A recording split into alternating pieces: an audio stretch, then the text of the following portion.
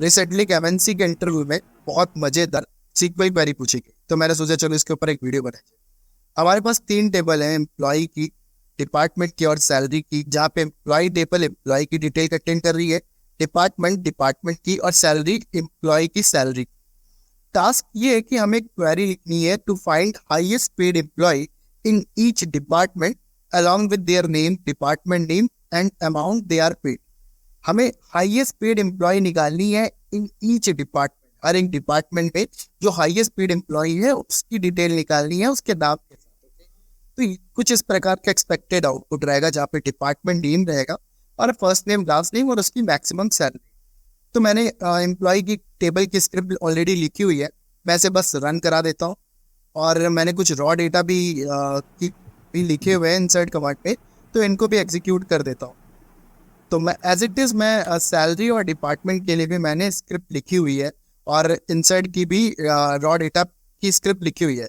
आपको चाहिए तो आप स्क्रीन को स्टॉप करके और स्नैप ले सकते हैं। बस मैं इसको एग्जीक्यूट करा देता हूँ और हम नेक्स्ट स्टेप पे आते हैं, जहाँ पर मेरे पास ये एम्प्लॉय का रिकॉर्ड है। फिर एज इट इज़ हमारे पास डिपार्टमेंट का रिकॉर्ड है। एम्प्लॉय की टेबल में department ID as a foreign key है। डिपार्टमेंट टेबल पे हमारे पास दो ही कॉलम है, डिपार्टमेंट आईडी और नेम। सैलरी टेबल पे देखते हैं कि फॉरेन की क्या है। सैलरी टेबल में आप देखो एम्प्लॉय आईडी हमारी फॉरेन की है। तो फॉर मेकिंग मोर सिंपलर मैं एक काम करता हूँ, फॉरेन की हर एक टेबल के सामने लिख देता हूँ। तो ये एम्प्लॉय टेबल में है, डिपार्टमेंट आईडी फॉरेन की है और सैलरी टेबल में एम्प्लॉय आईडी। तो चलिए हम अपनी टास्क को कंप्लीट करते हैं। सबसे पहले मैं इसको दो सब क्वेरी में डिवाइड करता हूँ। पहली subquery to get maximum salary per employee. तो इसके लिए क्या करता हूँ, मुझे एम्प्लॉय टेबल में मैक्सिमम सैलरी चाहिए, तो सैलरी टेबल को रन कराता हूँ। सैलरी टेबल में आप देख सकते हो फॉरेन की हमारी एम्प्लॉय आईडी, तो मैं employee ID comma max of salary amount लिखता हूँ और इसकी क्या एलियासिंग दे देते हैं बैक सैलरी नाम से फ्रॉम सैलरी टेबल से। ओके, अब आप देखोगे कि यहाँ पे मैक्स है तो मुझे यहाँ पे ग्रुप बाई का यूज करना पड़ेगा। ओके, फॉर एग्रीगेट ऑपरेटर हमें ग्रुप बाई यूज करना पड़ता है। एज इट इज मैं सेकंड सब क्वेरी क्रिएट कर लेता हूँ जो कि है डिपार्टमेंट के लिए। तो मैं सब क्वेरी लिखता हूँ टू गेट मैक्स सैलरी पर डिपार्टमेंट। डिपार्टमेंट टेबल के लिए आप देखो मैं एम्प्लॉय टेबल को ही यहाँ पे मेन टेबल लूंगा, क्योंकि इसमें डिपार्टमेंट आईडी फॉरेन की काम करती है।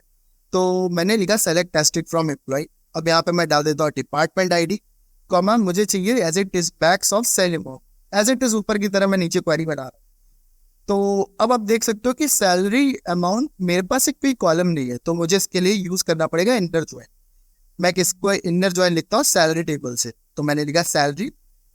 अब मैं इन दोनों में कॉमन क्या है, दोनों टेबल में मेरे पास अब सैलरी टेबल पे एम्प्लॉय आईडी, एम्प्लॉय टेबल पे भी एम्प्लॉय आईडी है, तो मैंने दोनों टेबल में एम्प्लॉय आईडी कॉमन के बिहाफ पे ज्वाइन पास कर लिया। और इसका रन करा के देखते हैं। देखिए मेरे पास एरर आ रही है, एरर आ रही है क्योंकि हमारे पास एग्रीगेट ऑपरेटर यूज हुआ है और एग्रीगेट ऑपरेटर यूज होने के बाद भी हमने यहाँ पे ग्रुप बाई नहीं लगाया है।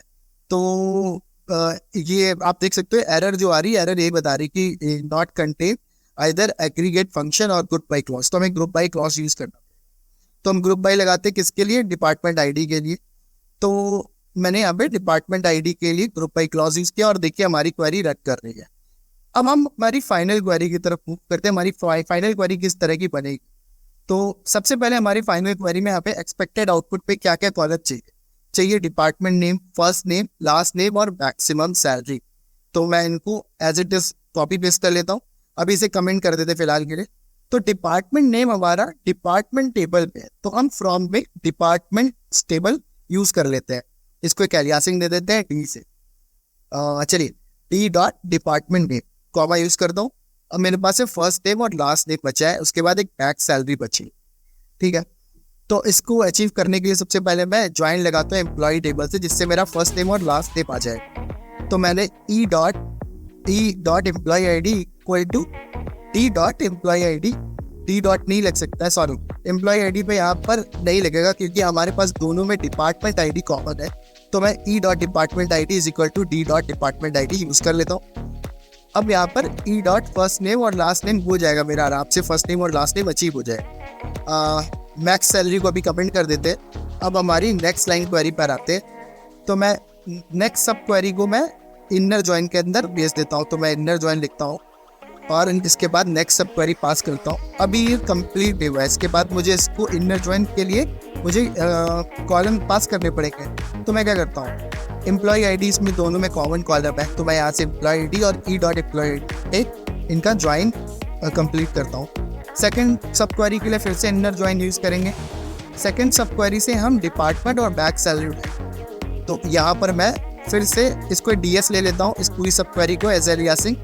अब ds डॉट मैं department ID is equal to d dot department ID रख लेता हूँ, and ds dot back department salary और s डॉट बैक सैलरी। तो मेरी ये क्वेरी कंप्लीट होगी। इससे हमारा रिजल्ट आ जाएगा। इसको हम ऑर्डरिंग कर देते हैं डिपार्टमेंट नेम के अकॉर्डिंग। रन करके देख लेते हैं। तो आप देख सकते हो कि हमारा एग्जीक्यूट करने पर जो हमारा एक्सपेक्टेड आउटपुट था वो आना चाहिए। मैं इसको सेलेक्ट कर लेता हूँ और एग्जीक्यूट करके देखता हूँ, बट अभी हमारे पास सैलरी नहीं है।